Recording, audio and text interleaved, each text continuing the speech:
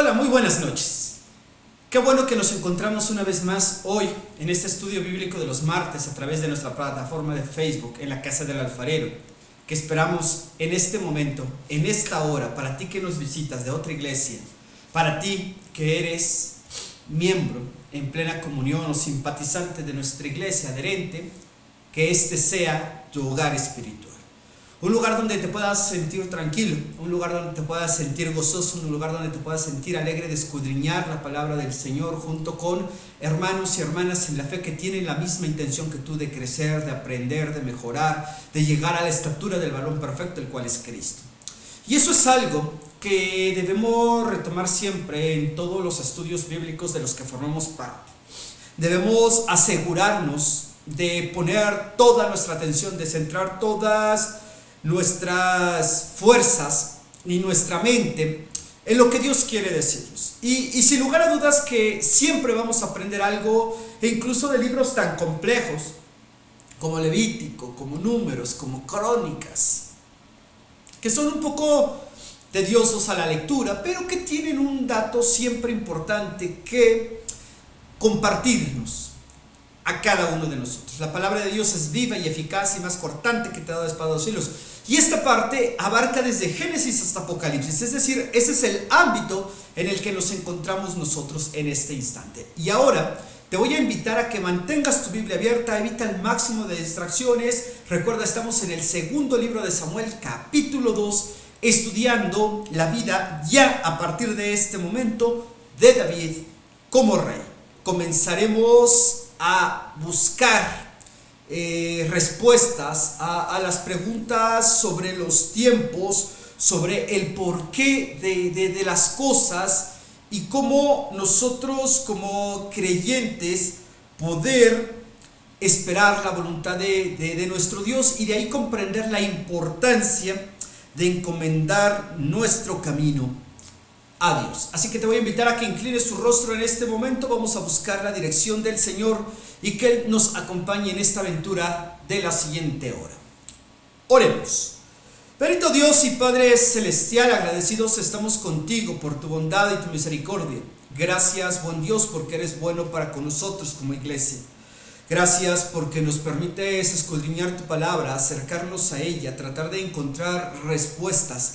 Bendito Padre, a las inquietudes que nos surgen cuando la leemos y no encontramos sentido, algún detalle o pareciera ser que no estamos comprendiendo algo de todo. Te pedimos que tu Santo y Divino Espíritu nos dé el entendimiento, nos la sabiduría para comprender lo que tú nos estás diciendo a través de tu palabra. Te lo estamos suplicando, Padre y Señor Celestial, en el nombre de nuestro Señor y Salvador Jesucristo. Amén. Bien, vamos a adentrarnos. ¿Qué pasó en el capítulo 1? Simplemente para que recapitulemos, por si estás en este momento y te lo perdiste, posteriormente no pasa nada, puedes terminar el día de hoy, el día de mañana, el día que el Señor te permita, ir al archivo de videos en el perfil de la Casa del Alfarero, en este mismo, y vas a poder encontrarlo. Siempre están renombrados los videos y habla de primer libro de Samuel. ¿Qué sucedió? Del segundo libro de Samuel, capítulo 1, perdón. ¿Qué sucedió ahí? Bueno, pasa que David se entera de la muerte de su mejor amigo, Jonatán. Se entera de la muerte de David. Se entera cómo es que sucedieron estos acontecimientos y fruto de la manipulación en la información de una persona. Esto es algo de lo que debemos tener mucho cuidado. Esta persona, este amalecita, buscando alguna recompensa, buscando alguna señal de distinción, se ocurre inventar una historia acerca de que él es el héroe porque mató al enemigo de David. Esto ya sabemos en dónde derivó, termina con la pérdida de la vida de esta persona, porque David tenía muy en claro que absolutamente nadie podía extender la mano contra el ungido de Jehová, salvo Jehová mismo, salvo Dios mismo. Entonces, eso es lo que sucedió.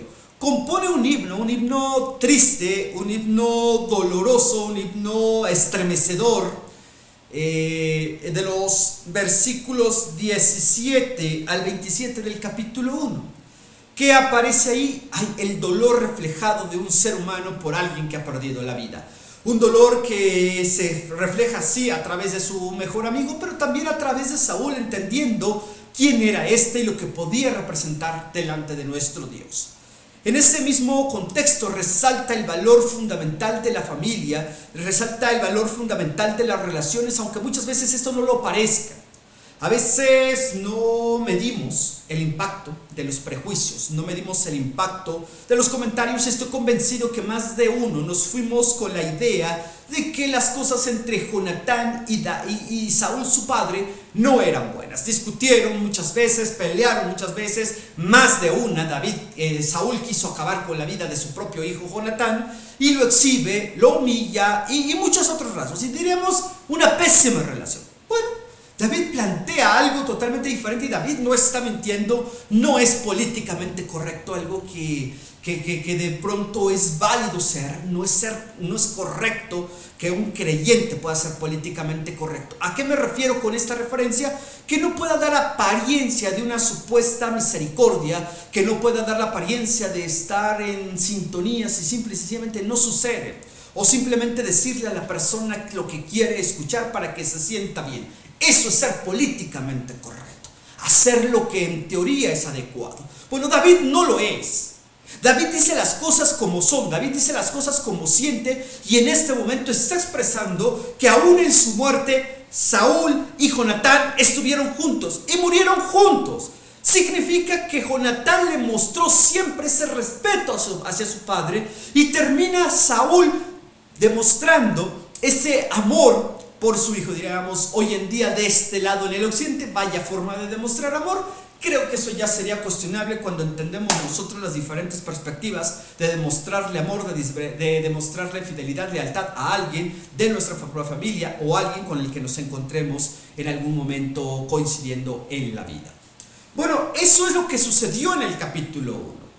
Después de este proceso de dolor, de tristeza, de amargura, va a empezar a suscitarse una serie de acontecimientos ya dentro del capítulo 2. Acontecimientos que tienen que ver con la lectura de los momentos. Esto es esencial para todo líder, para toda persona que está puesta en puntos estratégicos, o en su trabajo, o en la escuela, o en la iglesia, o en alguna asociación, en alguna institución, etcétera, etcétera, etcétera. Saber darle lectura a los momentos, pero principalmente, más que saber darle lectura, también esperar en Dios y confiar en que Él hará.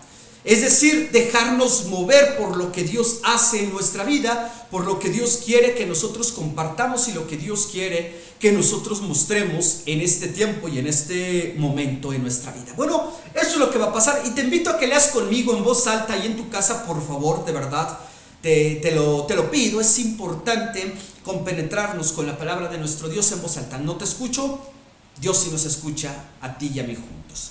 Dice el Señor en su palabra, primero 7 versículos, acompáñame del 1 al 7, capítulo 2.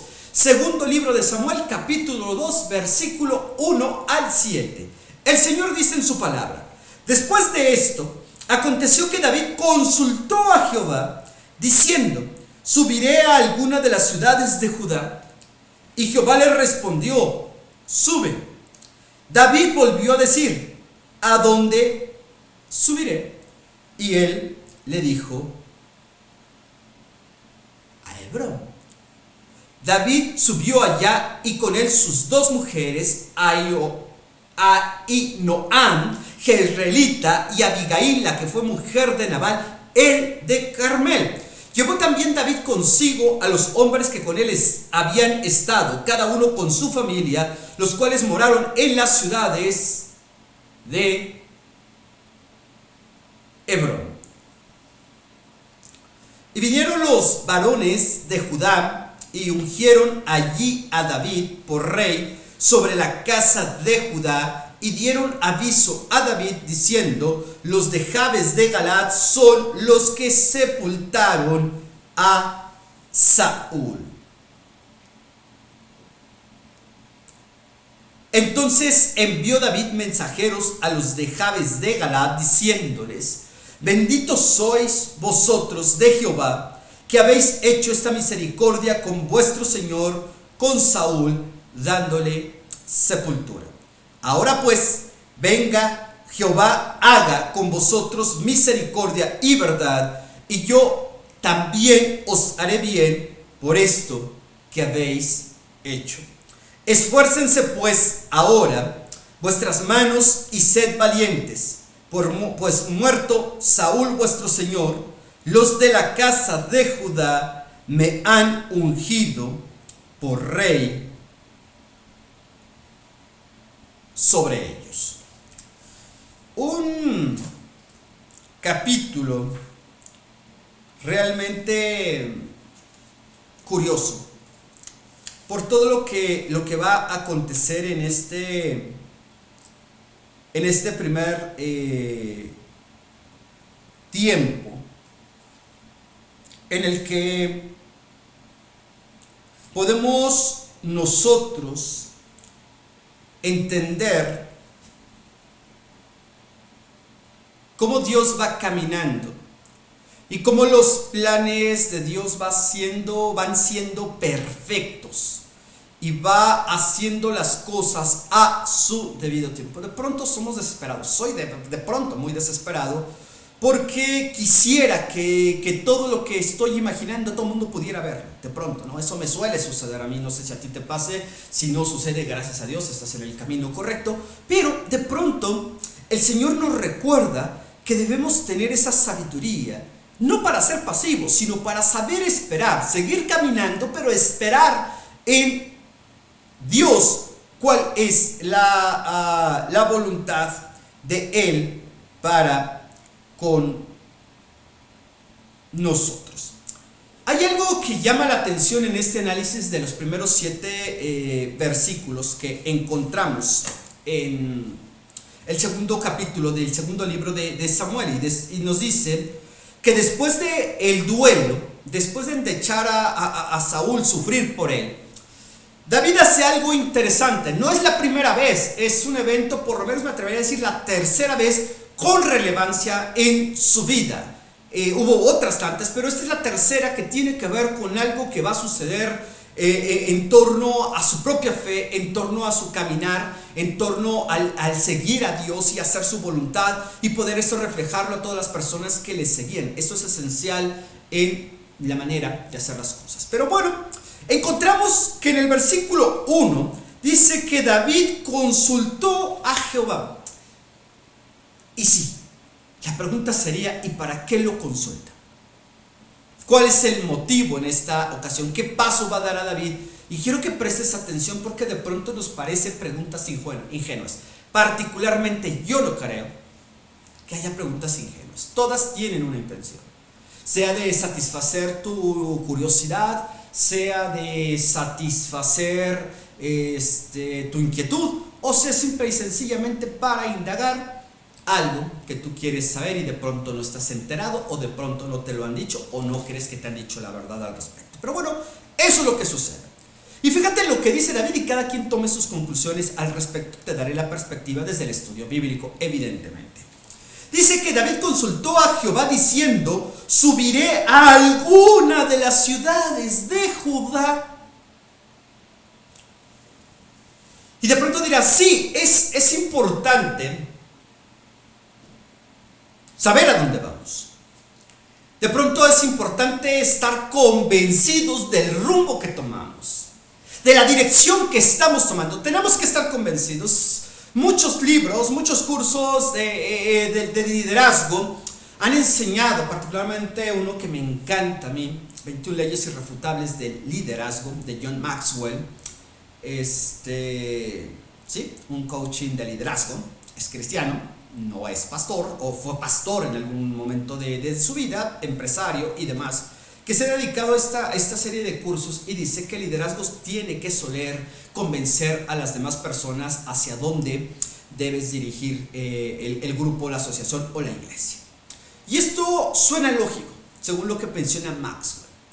Pero si nosotros volteamos a la escritura y entendemos quién es Abraham, Abraham primero, Abraham después, en este ajuste que el Señor hace, padre ya de multitudes, de todas las familias, uno de los grandes patriarcas del pueblo hebreo,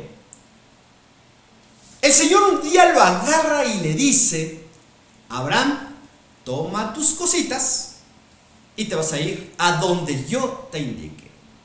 ¿Qué sucedió? No le dijo a dónde, no le dijo cuánto tiempo, no le dijo qué ruta tomar. Y lo que hizo Abraham fue agarrar sus cosas y seguir caminando. Y dirás, ¿a quién dirigía?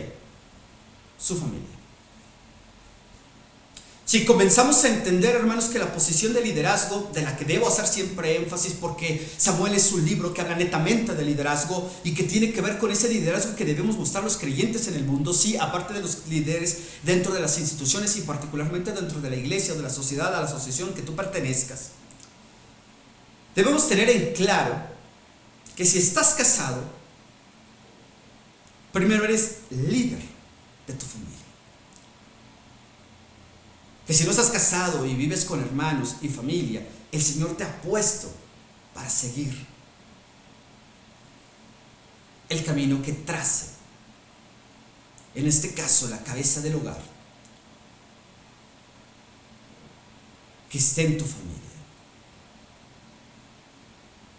Y debes creer, y debes avanzar.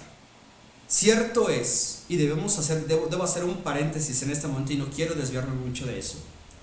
También quiero que quede claro que como creyentes, particularmente la Iglesia Nacional Presbiteriana de México,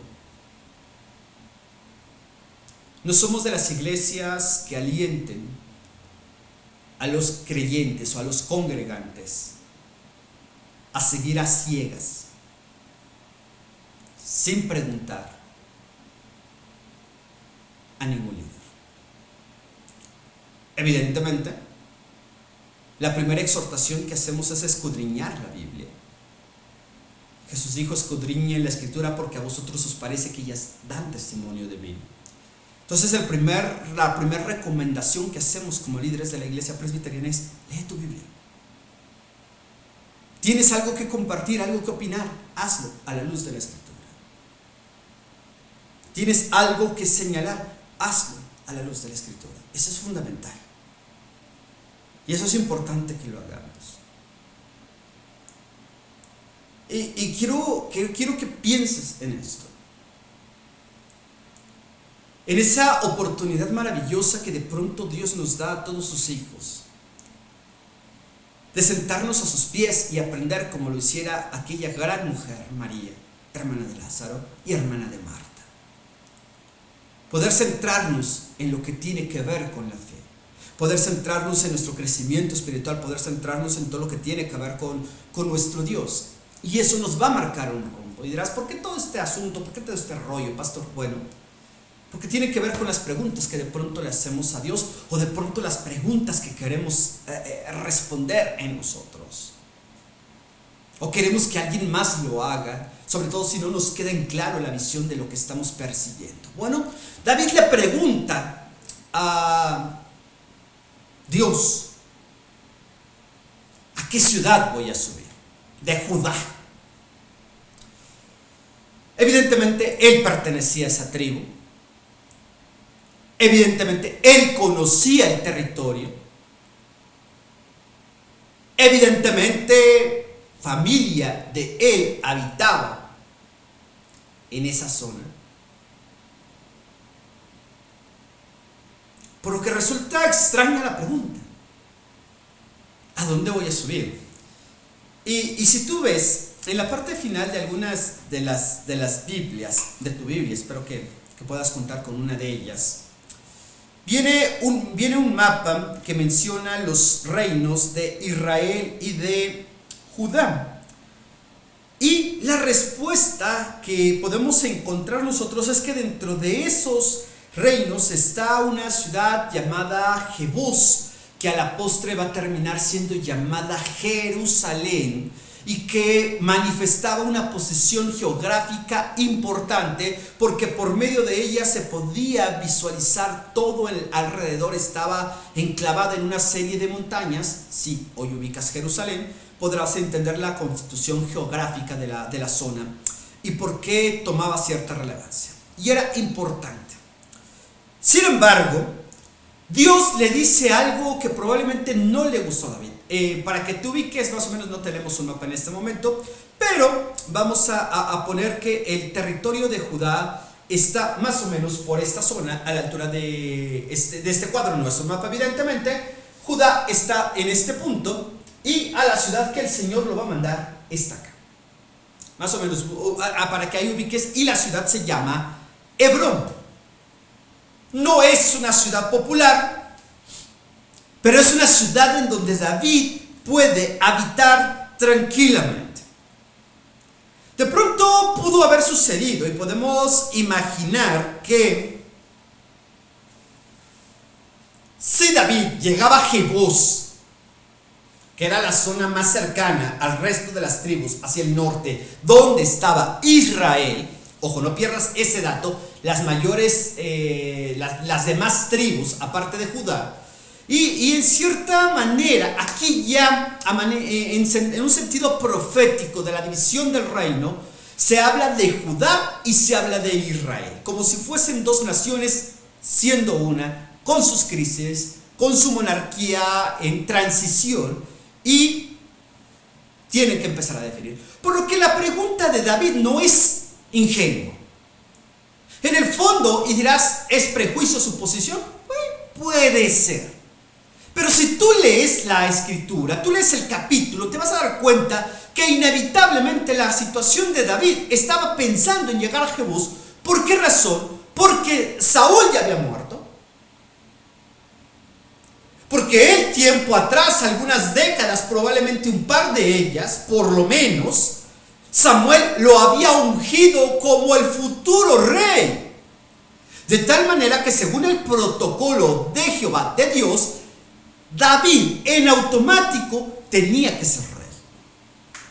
A diferencia de las transiciones monárquicas desde el siglo... desde que existen las monarquías, particularmente las pocas que quedan actualmente, donde la línea de sucesión es específica y de pronto de la reina te puedes brincar hasta el tataranieto y ese es el que sigue la transición al reino. No sucedió así en los tiempos bíblicos, pero algo que es importante, que no debemos pasar por alto, hermanos, en este estudio, es que estamos viendo cómo se manifiesta la voluntad del Señor. Sin embargo, los planes de Él, de Dios, no pueden apresurarse y no se van a apresurar nunca. Créeme, te lo digo por experiencia. Él sabe lo que tiene que pasar, pero también sabe cuándo deben suceder las cosas. Cualquiera podría pensar, qué mejor momento para llegar y decirle a Israel, soy yo ahora el rey. Hay una frase coloquial que surgió y de pronto la decimos, muere el rey, viva el rey, ¿no? Ya se acabó una gestión, ya olvídate de ella, y está viva el rey, y ahora está la nueva y ahora solo piensa en ella. No funciona de esa manera, pero sí es importante que sepamos asimilar un punto del otro. Algo que vamos a ver más adelante no sucede del todo con claridad, por lo menos en Abner y por lo menos en las 10 restantes tribus, 11 tribus, que van a respaldar el reinado de Israel. Bueno, después de que el Señor le dice a David hacia dónde tiene que dirigirse a Hebrón, no a Judá, a Hebrón, ahí va a habitar, y el autor nos dice con quién se va. Se va con sus dos mujeres, entre las que están evidentemente Ahinoam, Jezreelita, y Abigail, que el autor sigue enfatizando, si no se olviden, era la esposa de Nabal, el de Carmel. Y también David lleva consigo a los hombres que con él habían estado, cada uno con su familia, los cuales moraron en las ciudades de Hebrón. Y de pronto pasa algo que David no esperaba, o por lo menos ya no lo tenía tan a flor de piel. Y es el hecho de que en el versículo 4 se describe que vinieron varones de Judá y ungieron allí a David por rey sobre la casa de Judá. Me explico. Judá tiene varias ciudades que la componen como tal. Te puedo mencionar algunas: Adoraim, Carmel, Maón, Anat, Beerseba, Cades Barnea, Tadmor, Jerusalén, Jebús, Ecrón, Atlón, Maresa, Laquis, Belén, Galilea, Rama, Tecoa, Sid, Maón y Carmel. Bueno, esas son algunas de las ciudades de Judá. Y el Señor lo ubica en Hebrón, una ciudad importante para tenerlo presente, no tanto como Jebús, pero tiene sus asegúnes, dirían algunos. Y en ese punto y en ese momento vienen de Judá hombres. Sí, una de las cosas que tenía Jerusalén en su estructura democrática, monárquica, es que ellos representaban y respaldaban mucho familias. Recuerda que la composición de Israel se da en base a tribus, clanes, por así decirlo. No son lo mismo ni sinónimos, pero para que nos demos una idea.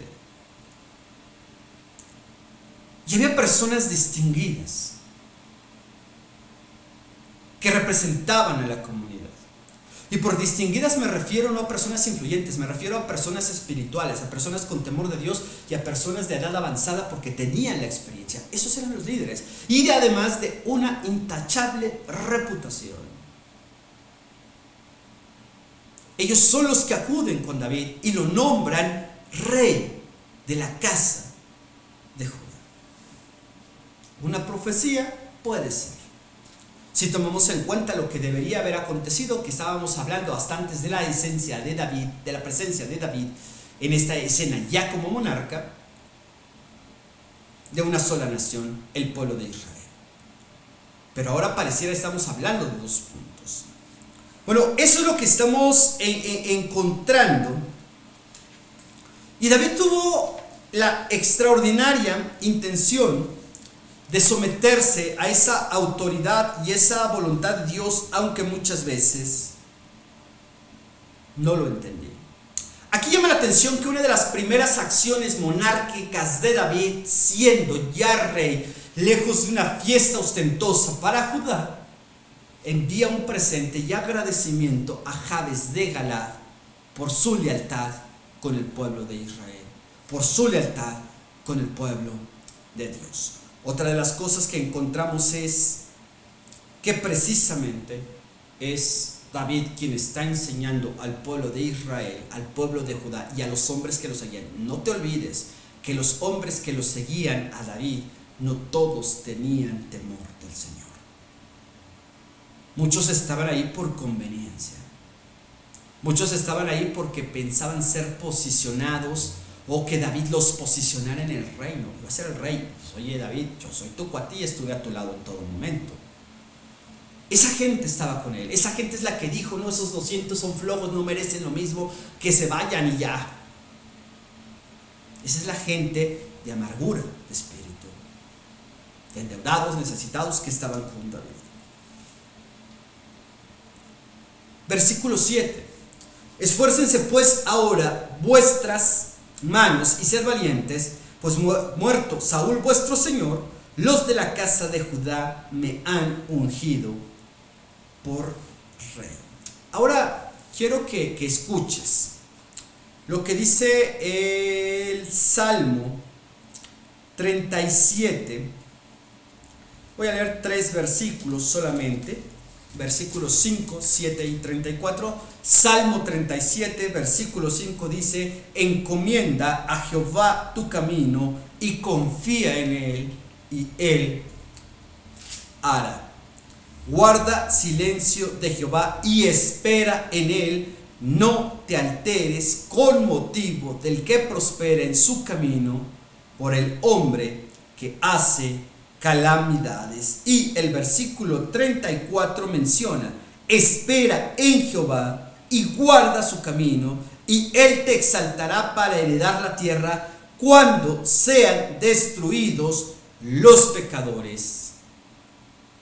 Lo verás. Un salmo, wow, fuerte, pero con una fe a flor de piel impresionante de parte de David, que en los 3 versículos, en el 5, 7 y 14 dice: espera en Jehová. Encomienda a Jehová tu camino. Confía en Él y Él hará. Esa es la mejor política que puedes seguir en la vida. Eso es lo mejor que le puede pasar a todo creyente. Y David reafirmó la sabiduría, el temor delante de Dios con esto en mente. Recuerda que tiempo atrás le había dicho al rey de Moab: voy a ver qué es lo que quiere Dios de mí y para qué me quiere a mí. Ahora, en este punto, comenzamos en el versículo 1 del capítulo 2 diciendo: y David consultó a Jehová. Sin lugar a dudas que lo más importante y relevante que podemos hacer como cristianos es encomendar nuestro camino al Señor. Y por encomendar nuestro camino significa dejar que todo fluya.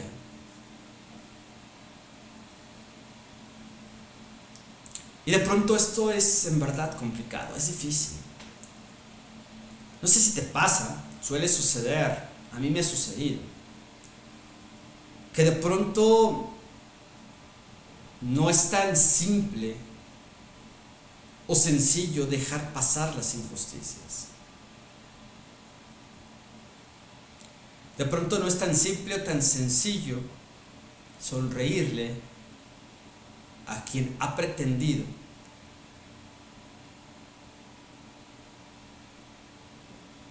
demeritar tu trabajo, tu fe, tu esfuerzo, en muchos sentidos.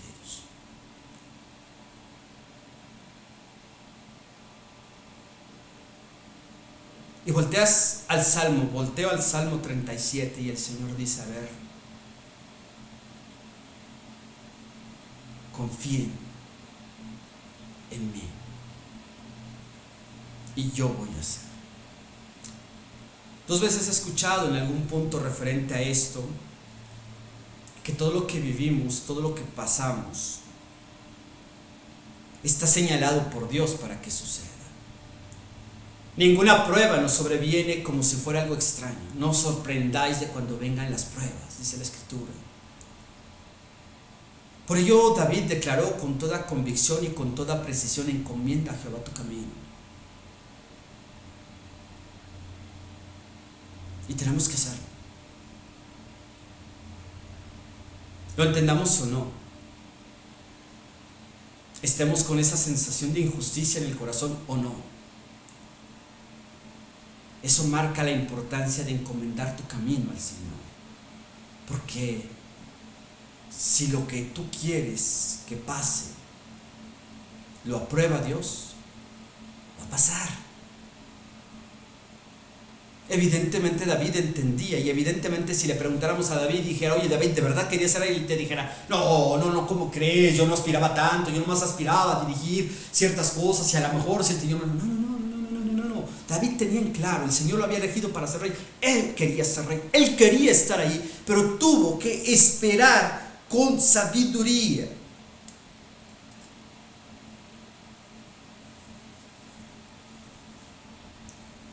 Seguimos. Vamos ahora de los versículos 8 en adelante. Vamos a llegar hasta el 10. No. Hasta el 11 en este momento. Pero Abner, hijo de Ner, general del ejército de Saúl, tomó a Isboset, hijo de Saúl, y lo llamó Mahanaim, y lo hizo rey sobre Galaad, sobre Jesuri, sobre Jerreel, sobre Efraín, sobre Benjamín y sobre todo Israel. De 40 años era Isboset, hijo de Saúl, cuando comenzó a reinar sobre Israel, y reinó 2 años solamente. Los de la casa de Judá siguieron a David. Ten en cuenta este dato, esta fecha. Es importante esta cifra, perdón. Y fue el número de los días que David reinó en Hebrón sobre la casa de Judá 7 años y 6 meses. Quiero que hagas cuentas. Cuando el Señor llama a David y le dice a Samuel, úngelo, porque él va a ser mi rey después de Saúl, pasan por lo menos 20 años. 20 años. Después de esto, se nos dice que el David consulta a Dios sobre a qué ciudad debe ir, probablemente, insisto, esperando que le dijera, vámonos a Jebús y de ahí al reino.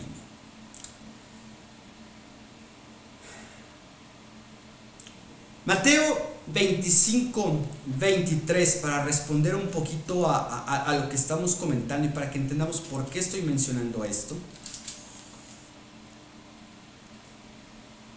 Hay una de las frases más extraordinarias y maravillosas que quisiera yo escuchar cuando el Señor me reciba y que lo vea cara a cara. Su Señor le dijo, bien, buen siervo y fiel, sobre poco has sido fiel, sobre mucho te pondré. Entra en el gozo de tu Señor. Sí, ya hablamos del contexto de la parábola, pero ¿por qué aplica esto a David? Porque de pronto David vivió en el palacio con Saúl. Porque de pronto era un muchachillo cuando esto sucede. Y de pronto muchas ideas se llenan en su cabeza, pasa pruebas, pasa frustraciones, pasa desesperación, pasa dolor, persecución, pérdida de esperanza, reencuentro con su fe, hasta el punto en el que nos encontramos ahora. Y nos dice que del otro lado, Abner nombra, el general del ejército de Israel, nombra a Isboset, el descendiente, no el último, el descendiente de Saúl. Recuerda que hay otro que se llama Mefiboset, que es hijo de Jonatán, el amigo de David. Y lo nombra rey. Y nos dice que ahí Isboset gobernó a Israel 2 años. Saúl un mundo de tiempo, el segundo rey oficial de Israel, Isboset, 2 años. Y dirás, ¿qué tiene que ver con David? Nada, 2 años, simple y sencillamente. Pero del lado de David, versículo 11 nos dice que David gobernó en Hebrón a Judá 7 años, 6 meses, 27 años esperando ser rey.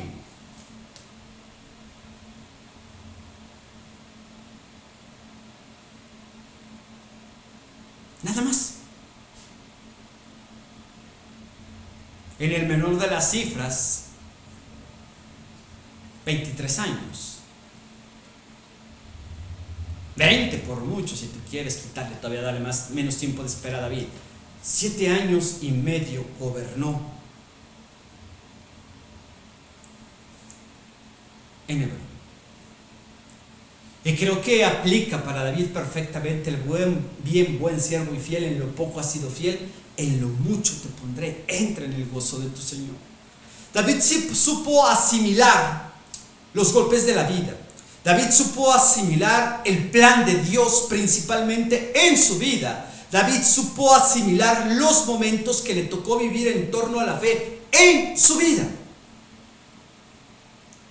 Y en los momentos claves, en los momentos más importantes, quiero que quede claro esto, porque es parte de nuestro aprendizaje. Podemos estarlo leyendo, podemos acudir a los textos bíblicos, podemos analizar lo que quieren decirnos, es entender lo importante del Señor. David no le consultaba al Señor qué tipo de ropa ponerse.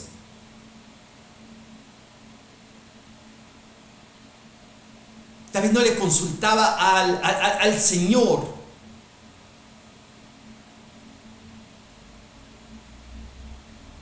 qué tipo de camino seguir en cuanto a la ruta geográfica, para que no malinterpretemos la expresión.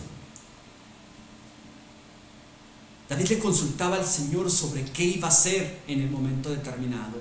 ¿Habré de ir a Keila para rescatarlos? Ve a Keila. ¿Me van a entregar? Sí, te van a entregar. Vete de aquí. Y lo mismo sucede en este momento. Señor, ¿a dónde voy a ir? ¿A qué ciudad? A Hebrón. Vámonos a Hebrón. David encomendó su vida en las manos de Dios. Confió en Él y dejó que Él hiciera. Estaba siendo fiel. Y creo que todos y cada uno de nosotros deberíamos aprender esta lección de humildad de parte de David y aprender a ser felices con lo que el Señor nos está dando, con lo que el Señor nos está poniendo y a quién nos está poniendo y a quién está acercando a nosotros en estos momentos, en nuestra vida personal, familiar, eclesiástica también, por supuesto. Es importante estar compenetrados en el mismo plan y en el mismo proyecto de una sola nación, un solo cuerpo, un solo bautismo, una sola fe, un solo amor, un solo espíritu. Seguimos. Del versículo 12 al 17 van a pasar otras circunstancias. Abner, hijo de Ner, salió de Mahanaim a Gabaón con los siervos de Isboset, hijo de Saúl. Y Joab, hijo de Sarbia, y los siervos de David salieron y los encontraron junto al estanque de Gabaón y separaron al estanque de Gabaón. Y separaron los unos a un lado del estanque y los otros al otro lado. Y dijo Abner: levántense ahora los jóvenes y maniobren de delante de nosotros. Y Joab respondió: levántense. Entonces se levantaron y pasaron el número igual, 12 de Benjamín por parte de Isboset, hijo de Saúl, y 12 de los siervos de David. Y cada uno echó mano de la cabeza de su adversario y metió su espada en el costado de su adversario y cayeron a una. Por lo que fue llamado aquel lugar Helcat Hasurim, esto es, campos de filo de espada de los adversarios o de los bandos, el cual está en Gabaón. La batalla fue muy reñida aquel día y Abner y los hombres de Israel fueron vencidos por los siervos de David. Pareciera ser que el problema entre hermanos es común en Israel. Los pleitos entre ellos es común. ¿Recuerdas cuando analizamos en el libro de Jueces, particularmente los pleitos que hubo entre las tribus? Cómo prácticamente destruyen a Benjamín por la muerte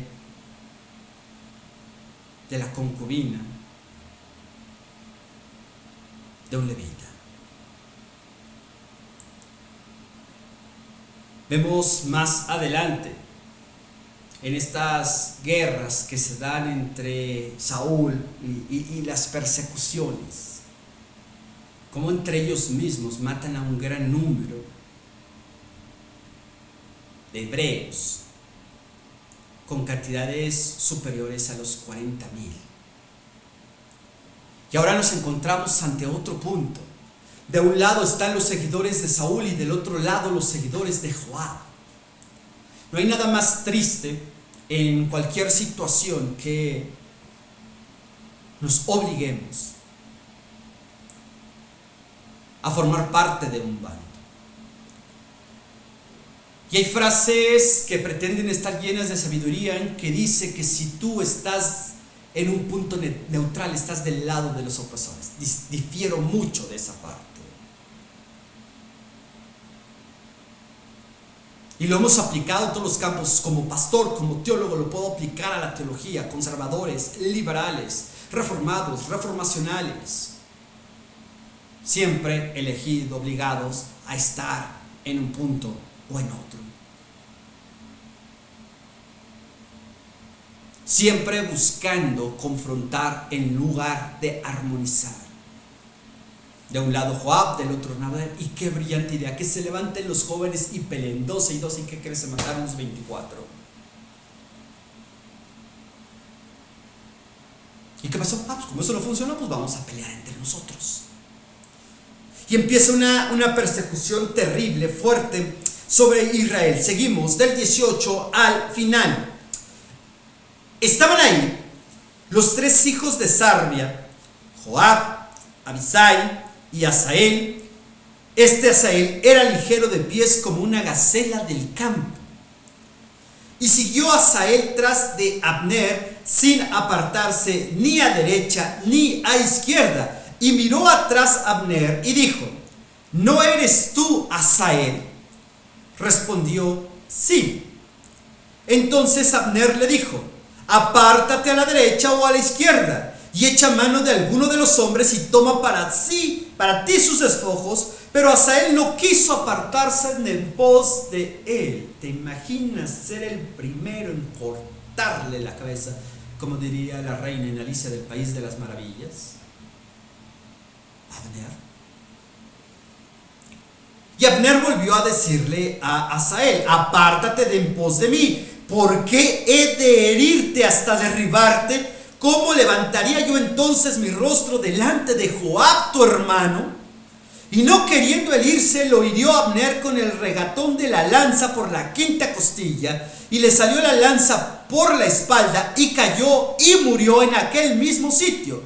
Y todos los que venían por aquel lugar donde Asael había caído y estaba muerto se detenían.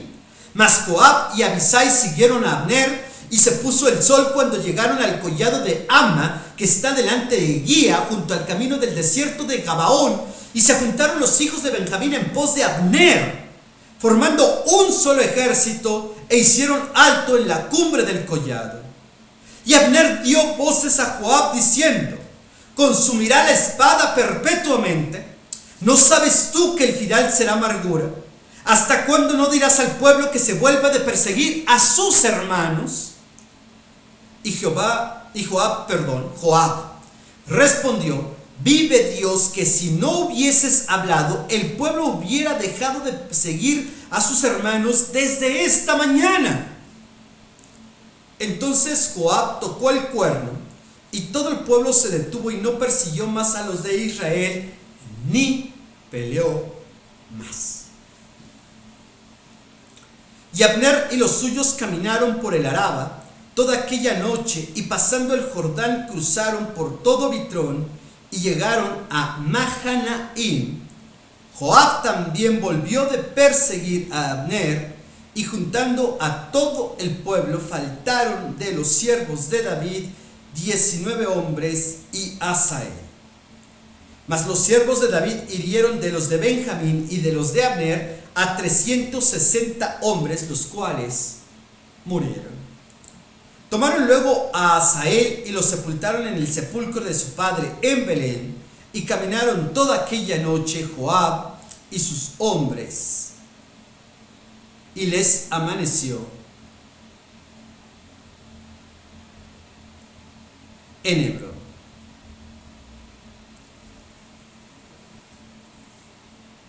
No sé cómo podamos visualizar de una manera específica lo que aquí está aconteciendo. Es tanto como lo absurdo de las peleas, de las cuestiones bélicas de hoy en nuestros tiempos.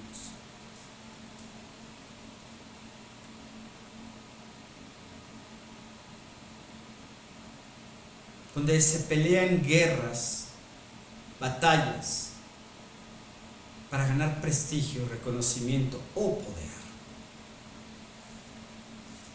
a una costa de la vida de alguien más, a una costa de la espiritualidad de alguien más. No importa, el fin justifica los medios, dicen algunos. ¿Y qué podría justificar la muerte de 24 jóvenes? ¿Qué tan sabios, qué tan valientes fueron Joab y Abner para tomar una determinación de esta naturaleza? Se levantan los 12 jóvenes obedientes a sus autoridades y acaban con sus vidas y no sirvió de nada. Después de todo esto encontramos una serie de imprudencias. La prudencia es esa capacidad o esa actitud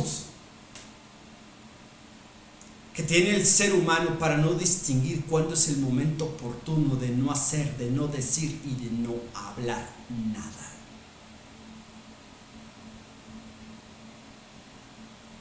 O de poder entender cuándo podrías hacerlo.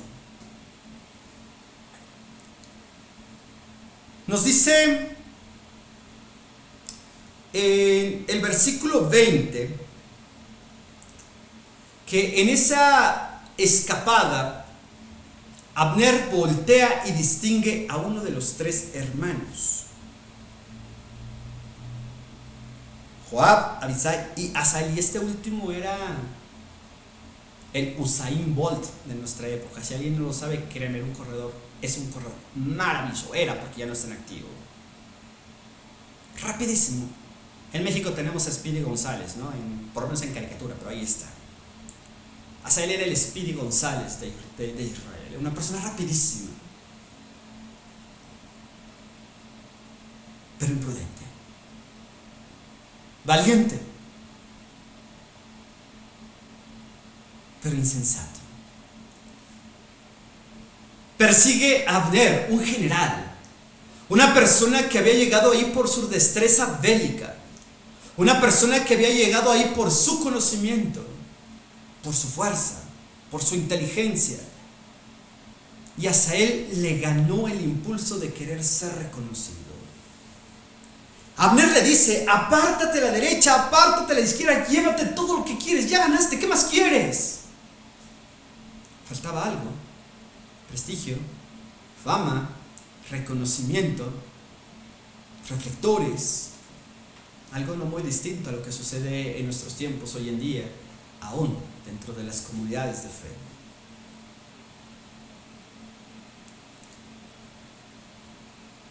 Finalmente, el texto bíblico nos narra algo interesante. Abner, estoy pensando en otra persona. Abner le entierra la costilla a Asael después de advertirle: ¿qué le voy a decir a tu familia? No me importa, yo sigo. Termina hiriéndolo y muere. Y después de todo esto,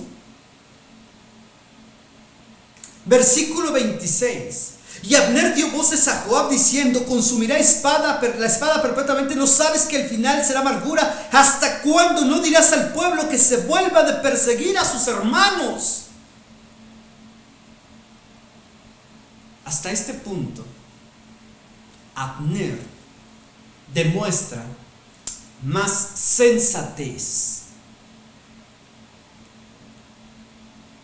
que Joab. Y es curioso, y quiero resaltar en estos minutos que me quedan un poquito, el por qué esto va a cobrar relevancia. Después de esto se acabó la guerra, se alejaron, cada quien regresó a lo suyo después de contabilizar heridas, muy pocos de Judá, muchísimos de parte de Israel fallecieron, 336 aproximadamente de Israel, 19 de Judá.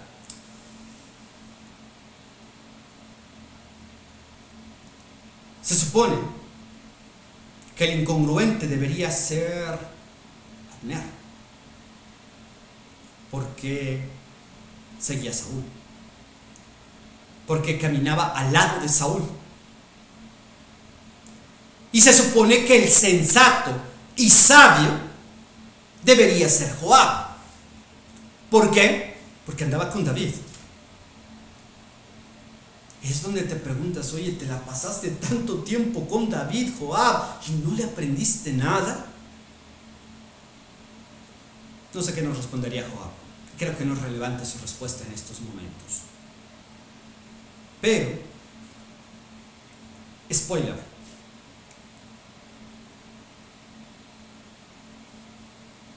te preguntas, ¿por qué David estaría pensando en poner a la postre, después van a pasar acontecimientos, a Abner como su general y no a Joab? David era un líder íntegro. David apreciaba a Joab, por supuesto que lo apreciaba, era su amigo, su compañero de batallas. Pero a veces, hermanos y hermanas, como amigos, estamos comprometidos con la verdad de Cristo. Y en el caso de David, está aprendiendo y aprendió en su historia a que él tenía que ser responsable de la vida de un pueblo. Ello implicaba nombramientos de su general, nombramientos de su guardia personal y nombramientos de sus ministros de relaciones exteriores. Digo, no tenían ese título en la época bíblica, pero sí había este tipo de personas. Y esa es la tarea que tenemos los cristianos también hoy en día para poder hacerlo con rectitud y poder pensar en todo lo que Dios hace en nuestras vidas. ¿Cuál es la importancia de encomendar tu camino a Jehová? Creo que la importancia es que esto será fundamental para el éxito que puedas tener en la vida. Porque esto hará que sepas esperar pacientemente. Todo tiene su tiempo y, como diría alguien por ahí, eso también pasará. No te lo pierdas. En algún momento en la casa del alfarero escucharás este mensaje.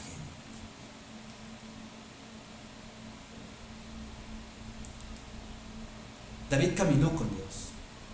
Espera en Jehová. Confía encomienda a Jehová tu camino. Confía en Él. Y Él hará.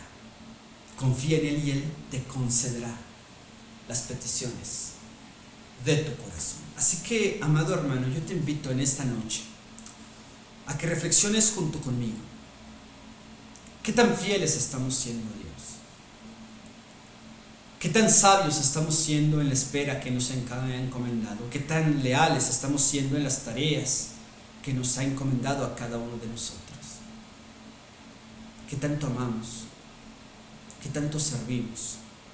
¿Qué tanto respetamos al prójimo? ¿Y qué tanto hemos sido prudentes al hablar, al comentar, al opinar? ¿Y cuántos nos hemos abstenido siquiera de murmurar?